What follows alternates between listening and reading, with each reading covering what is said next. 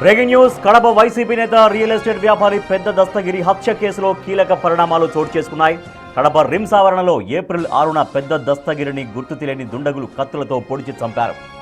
ఈ హత్య వెనుక కడప డిప్యూటీ మేయర్ నిత్యానందరెడ్డి ఉన్నారని ఆరోపణలు వచ్చాయి.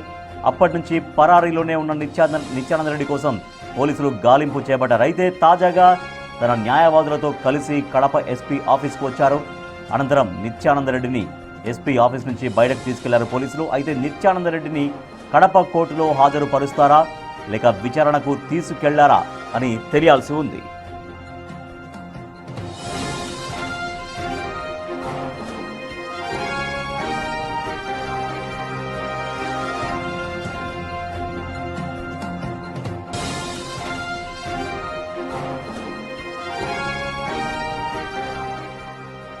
కడప వైసీపీ నేత రియల్ ఎస్టేట్ వ్యాపారి పెద్ద దస్తగిరి హత్య కేసులో కీలక పరిణామాలు చోటు చేసుకున్నాయి.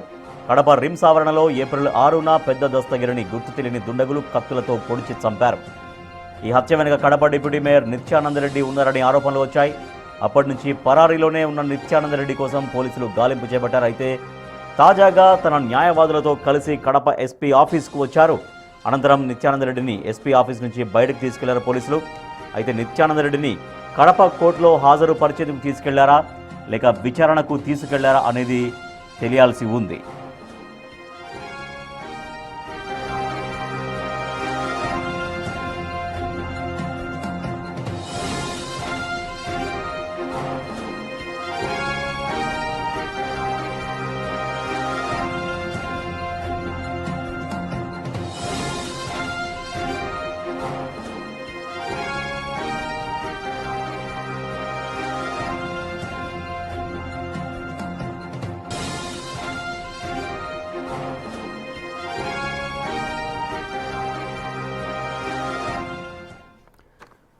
పెద్ద దస్తగిరి హత్య కేసులో కీలకంగా వ్యవహరించారు, తన హస్తం ఉందని ఆరోపణలు ఎదుర్కొంటున్న కడప డిప్యూటీ మేయర్ నిత్యానందరెడ్డి పోలీసుల ఎదుట ప్రత్యక్షమయ్యారు. తన న్యాయవాదులతో కలిసి కడప ఎస్పీ ఆఫీస్కు చేరుకున్నారు.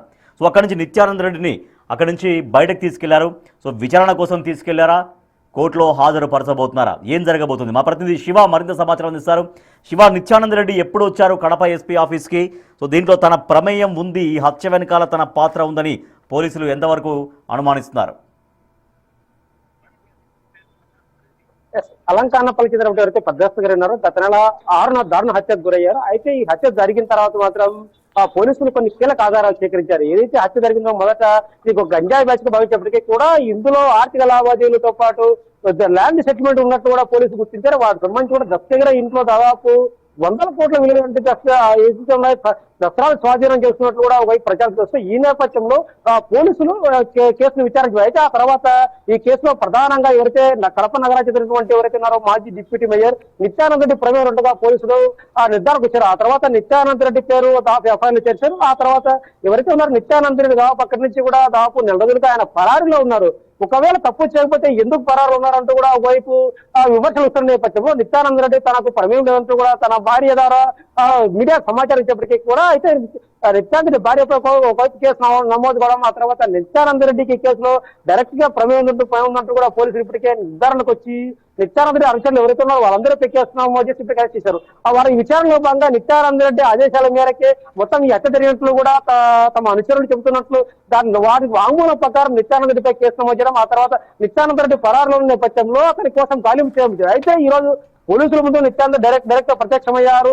ఎస్పీ లొంగిపోయేందుకు వచ్చిన నేపథ్యంలో నిత్యానందరెడ్డి చంద్రశేఖర్ పోలీసులు అదుపులో తీసుకున్నప్పుడు చంద్రశేఖర్ పోలీస్ స్టేషన్ లో విచారణ చేస్తున్నట్టు తెలుస్తోంది. ఎందుకంటే ఈ కేసు హత్య కేసులో మొత్తం కూడా నిత్యానంద చుట్టూ తిరుగుతోంది. ఈ కేసులో కీలక ముద్దాయి నిత్యానందరెడ్డి ఆదేశాల మేరకే మొత్తం, ఎందుకంటే దస్తగిరికి నిత్యానందరెడ్డికి మధ్య గొడవలు ఉన్నాయా, కక్షలు ఉన్నాయా, పాత కక్షలు ఏమైనా ఉన్నాయా? అంటే గతంలో ఒకరిపైన ఒకరు కేసులు పెట్టుకోవడం, ఏమన్నా ఘర్షణలు జరగడం లాంటివి ఏమైనా ఉన్నాయా?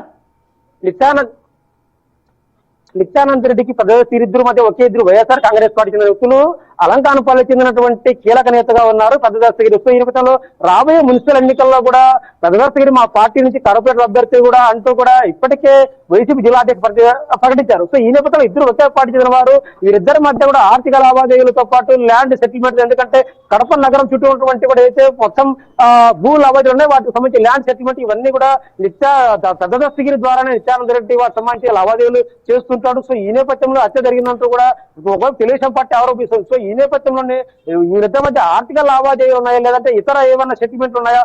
సో ఈ నేపథ్యంలో ఎందుకు దస్తగిరిని హత్య చేయించాల్సిన పరిస్థితి వచ్చింది? ఎవరు హత్య చేశారు? సో ఎందుకంటే ఈ హత్య కేసులో ఎవరైతే హత్య కేసులో నిందితులుగా ఉన్నారో వారందరూ కూడా నిత్యానంద అనుచరులుగా ఉన్నారు. సో ఈ నేపథ్యంలోనే నిత్యానంద రెడ్డి ఆదేశాల మేరకు ఈ హత్య జరిగిందంటూ ఒకవైపు తెలుగుదేశం పార్టీ ఆరోపిస్తుంది. వీటికి సంబంధించి పోలీసులు కొన్ని ఆధారాలు సేకరించారు. ఒకవైపు నిత్యానంద రెడ్డి ఇంట్లో కొన్ని డాక్యుమెంట్లు స్వాధీనం, వీటితో పాటు దస్తగిరి ఇంట్లో కూడా దాపు 100 కోట్ల దాపు 200 దాపు అంటే 200 రీసెంట్ సంబంధించి కూడా వాటి పత్రాలను స్వాధీనం చేసుకుంటూ తెలుస్తోంది. సో ఈ నేపథ్యంలో వీరిద్దరి మధ్య అసలు హత్య కారణాలేంటి, నిత్యానంద రెడ్డికి దస్తగిరికి ఎలాంటి లావాదేవీలు ఉన్నాయి, విచారణ తేలాల్సి ఉంది. రాజేష్.